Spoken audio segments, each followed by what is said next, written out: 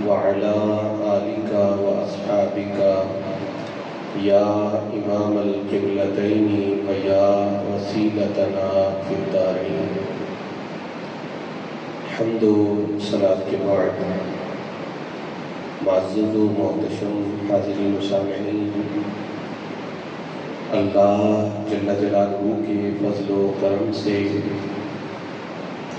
حضور رحمت دو عالم صلی اللہ علیہ وآلہ وسلم کی نگاہ لطف و عنایت سے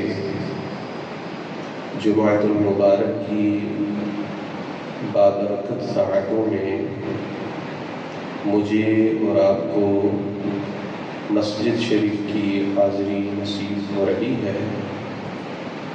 دعا فرمائیے خالق کائنات ہم سب کی اس حاضری کو اپنی پاک بارگاہ میں شرف قبولیت عطا فرمائے۔ حضرات گرامی قدر، موجودہ حالات میں پاک فوج نے پاکستان کی سرحدوں کی حفاظت کے لیے ملک پاکستان کی سالمیت کے لیے اور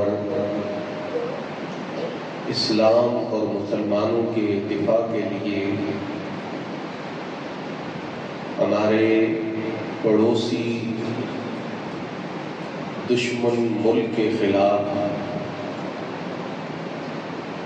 جن جہادی سرگرمیوں کا آغاز کیا، ان جہادی سرگرمیوں کے لیے قرآن مجید فرقان حمید سے ایک نام منتخب کیا گیا۔ وہ نام ہے سورہ صف کی آیت نمبر 4 میں اللہ کریم ارشاد فرماتا ہے ان اللہ یحب الذین یقاتلون فی سبیلہ صفا، بے شک اللہ ان لوگوں کو محبوب رکھتا ہے، پسند کرتا ہے، اجر اور ثواب سے نوازتا ہے۔ ان لوگوں سے اللہ کے وعدے ہیں، ان لوگوں کے لیے اللہ کے ہاں بشارات ہیں۔ کون؟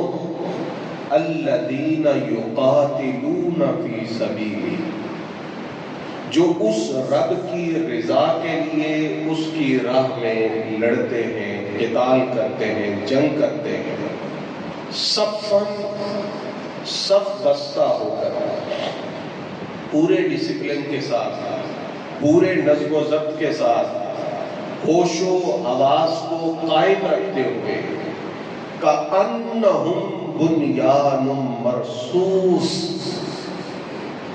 ایسے لگتا ہے انہیں دیکھ کر جیسے کہ سیسا پلائی ہوئی دیوار ہے اور وہ اس مضبوطی کے ساتھ تیار کی گئی ہے کہ کسی کے لیے اسے توڑنا، اس میں شگاف ڈالنا، اسے شک کرنا ممکن نہیں ہے۔ جو بھی اس سے ٹکرائے گا وہ خود باش باش ہوگا، لیکن اس دیوار کو کوئی نقصان نہیں پہنچایا جا سکتا۔ یہ لفظ بنیاد مرصوص ہے جس کو جہادی سرگرمیوں کے عنوان کے طور پر، جہادی سرگرمیوں کے ٹائٹل کے طور پر منتخب کیا گیا۔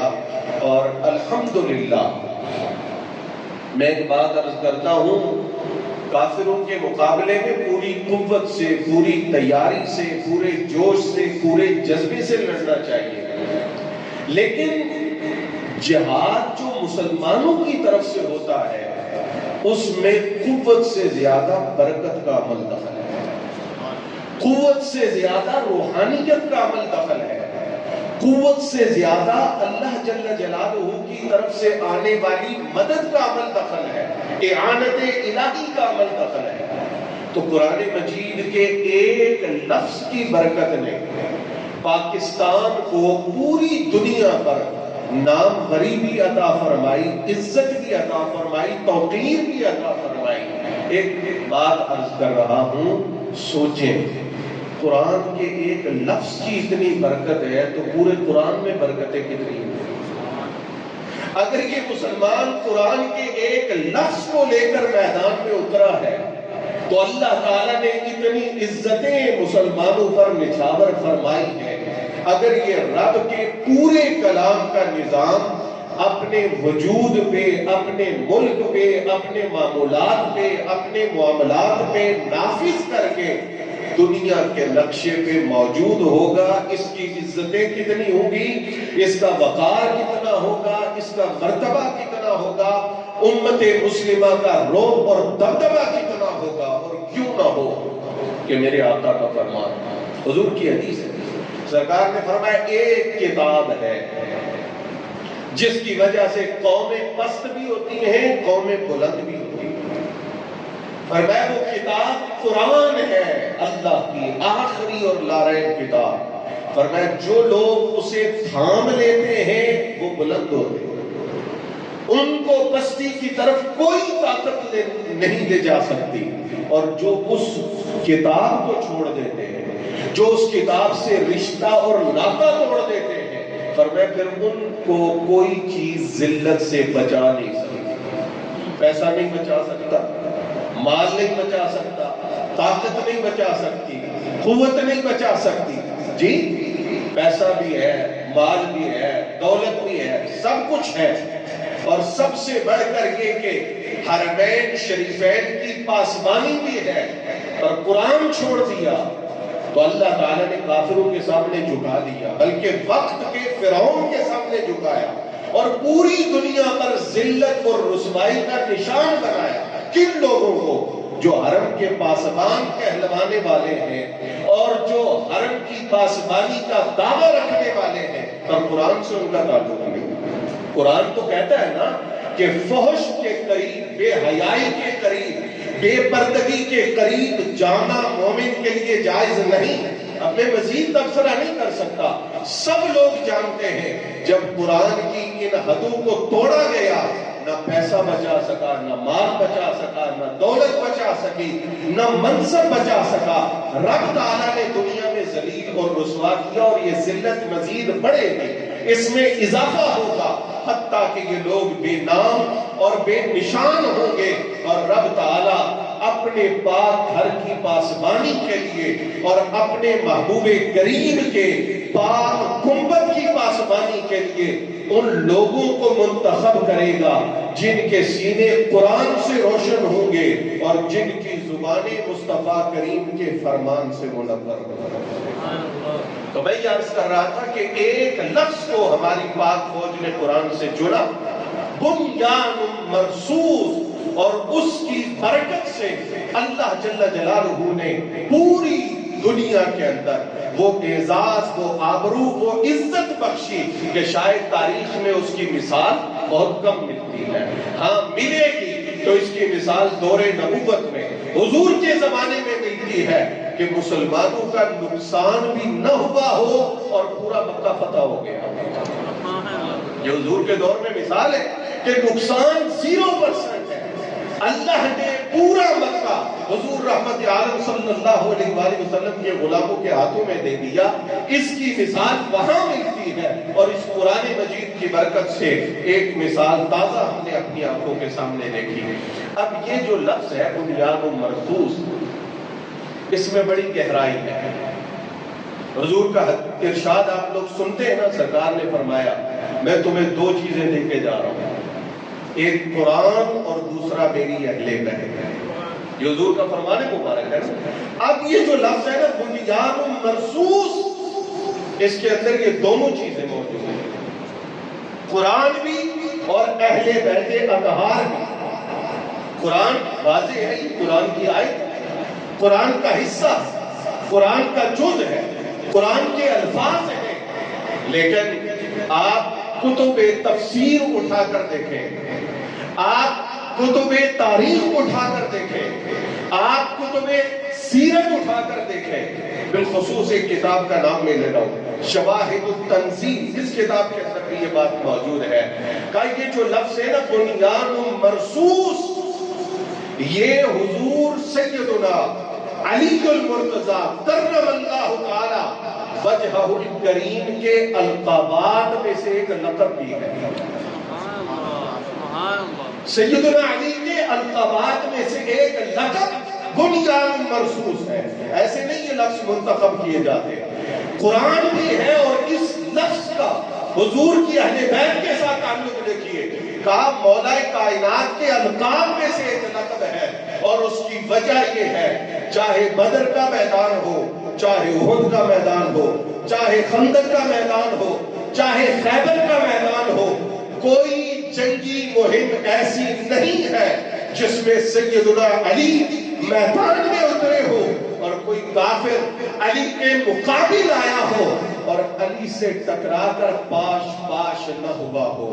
علی اپنی جگہ کھڑے رہے، علی اپنی جگہ بنیان مرصوص سیسا پھیلائی ہوئی دیوار کی طرح مضبوط رہے، نڈر رہے، بہادر رہے، جرأت مند رہے، خدا اور رسول کے علم بردار رہے۔ جو ٹکراتا گیا وہ تباہ ہوتا گیا، وہ گرتا گیا، وہ برباد ہوتا گیا۔ فرمایا حضرت علی جب کسی جنگ کے اندر ہوتے تو یہ نقشہ ہوتا جیسے سیسا پلائی دیوار۔ اور بعض روایتوں میں یہ ہے کہ یہ آیت ہی حضرت علی، حضرت حمزہ، حضرت عبیدہ بن جراح کی شان میں نازل ہوئی جب یہ بہادری سے، شجاعت سے، جرأت سے لڑے۔ اب اس میں تھوڑی سی توجہ فرمائیے گا، پچھلی آیت اللہ کریم ارشاد فرماتا ہے یا ایھا الذین آمنوا، اے ایمان والو لما تقولون ما لا تفعلون، وہ باتیں کرتے کیوں ہو جو باتیں عملی طور پر کر کے دکھا نہیں سکتے۔ دعویٰ کر دیا میں یہ کروں گا، میں ایسا کروں گا، میں ویسا کروں گا، پر جب عمل کی باری آئی تو میدان چھوڑ دیا، بھاگ گئے۔ فرمایا ایسا کیوں کرتے ہو؟ کبر مقتا عند اللہ ان تقولوا ما لا تفعلون، فرمایا اللہ کے ہاں یہ بہت بری چیز ہے کہ تم ایک بات کہو پر کر کے نہ دکھاؤ، صرف زبانی گفتار کے غازی بن جاؤ، کردار زیرو ہو۔ پھر فرمایا ان اللہ یحب الذین یقاتلون فی سبیلہ صفا کانہم بنیان مرصوص۔ اگر آپ پچھلی آیت کو دیکھیں تو اس کا مطلب یہ بنتا ہے کہ کچھ لوگ ایسے ہیں جو کمزور ہیں، وہ بات تو بڑی کر دیں گے پر عملی طور پر کردار کے لحاظ سے وہ اس طرح کے نظر نہیں آتے جس طرح کی وہ زبانی بات کرتے ہیں۔ لیکن علی ایسے لوگوں میں نہیں ہے، حمزہ ایسے لوگوں میں نہیں ہے، عبیدہ بن جراح ایسے لوگوں میں نہیں ہے۔ یہ سرکار کے وہ غلام ہیں جو صرف زبانی دعویٰ نہیں کرتے، زبان سے کہتے ہیں کہ لڑیں گے، اور جب وقت آتا ہے تو جو کہا ہوتا ہے اس سے بڑھ کر قربانی دیتے ہوئے نظر آتے ہیں۔ میدان چھوڑتے نہیں ہیں، میدان سے بھاگتے نہیں ہیں۔ یہی وجہ تھی حضور رحمت عالم نے سیدنا علی کو ایک لقب دیا، فرمایا علی کرار ہے۔ علی ہم کہتے ہیں نا حیدر کرار، فرمایا علی کرار ہے۔ کرار کا مطلب کیا ہوتا ہے؟ کرار کا مطلب یہ ہوتا ہے کہ جو اپنی جگہ ٹک کے کھڑا ہو جائے۔ اب دشمن کے 1000 بار آئے اس کے قدموں میں تزلزل نہ آئے، اس کے قدموں میں چنبش نہ آئے، وہ اپنی جگہ مضبوطی سے کھڑا ہو اور وار پہ وار کرے، اسے کرار کہتے ہیں۔ حضرت علی کا یہ لقب اور بنیان مرصوص کا لقب بتاتا ہے کہ مولا کائنات میدان کے وہ شاہ سوار ہیں کہ جن کی بہادری اور شجاعت کے چرچے رب کی زمین پہ بھی ہیں، رب کے آسمان پہ بھی ہیں، اللہ کی جنت میں بھی جاری ہوتا ہے۔ تو عرض یہ کر رہا تھا کہ یہ جو لفظ ہے بنیان مرصوص، اس کا معنی ہے سیسا بلائی ہوئی دیوار۔ اس میں یہ سبق ہے جو میرے آقا نے فرمایا کہ مسلمان آپس میں ایک دوسرے کے ساتھ اس طرح ہے کأنہم بنیان، حدیث کے اندر آیا جیسے وہ ایک عمارت ہے، اگر پوری دنیا میں 1 ارب مسلمان ہے، سرکار دو عالم نے فرمایا یہ ایک عمارت ہے، ان کی اینٹیں اینٹوں کے ساتھ جڑی ہوئی ہیں اور اس مضبوطی کے ساتھ جڑی ہوئی ہیں کہ ایک مومن کو دوسرے مومن سے جدا نہیں کیا جا سکتا، ایک مومن کو دوسرے مومن سے الگ نہیں کیا جا سکتا۔ اب دیکھیے ریہرسل، پریکٹس، اللہ تعالیٰ نے ویسے تو فرمایا نا کہ وہ جنگ میں جاتے تو سب بناتے ہیں، لیکن ہمیں بتایا گیا ہے تم نے روزانہ نماز کے اندر صفوں میں آ کے کھڑے ہونا ہے۔ یہ ڈسپلن ہے، یہ تیاری ہے، یہ طریقہ ہے کہ اگر مسجد میں ہو، نماز کے لیے آئے ہو، سب بنا کے کھڑے ہو جاؤ، جمعہ کے لیے آئے ہو، سب بنا کے کھڑے ہو جاؤ، تاکہ جب میدان جہاد میں جاؤ تمہاری مشق اتنی پختہ ہو کہ دشمن کے سامنے سب بستہ کھڑے ہو۔ اور آپ اس چیز کو سمجھ سکتے ہیں کہ ایک بندہ کھڑا ہو، دوسرا 10 فٹ پہ کھڑا ہو، اس جماعت میں وہ طاقت دکھائی نہیں دیتی جو سب بستہ کھڑے ہونے کی صورت میں دکھائی دیتی۔ تو فرمایا کہ وہ سب بستہ کھڑے ہوتے ہیں، پورے ہوش حواس قائم رکھ کے، پوری تیاری کے ساتھ، پورے انہمام کے ساتھ ان کے ہوش و حواس قائم ہوتے ہیں، کفار کے ہوش و حواس اڑے ہوئے ہوتے ہیں۔ وجہ کیا ہے؟ وجہ یہ ہے، سبب یہ ہے کہ جو کافر ہے وہ رب کی اعانت سے محروم ہوتا ہے، اور جو بندہ مومن ہے کچھ ظاہری مدد اور کچھ ایسی مدد بھی اس کے ساتھ شامل ہوتی ہے جو ظاہری آنکھیں تو نہیں دیکھتی۔